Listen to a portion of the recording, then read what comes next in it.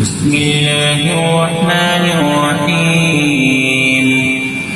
والشمس وضحاها والقمر إذا تلاها والنهار إذا جلاها والليل إذا يغشاها والسماء وما بناها والأرض وما طحاها ونفس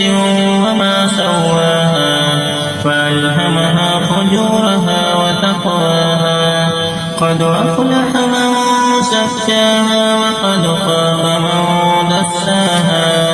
كذبت ثمود بتقواها إذ انبعث أشقاها فقال لهم رسول الله ناقة الله وسقياها فكذبوه فعقروها فدمدم عليهم ربهم بذنبهم فسواها ولا يخاف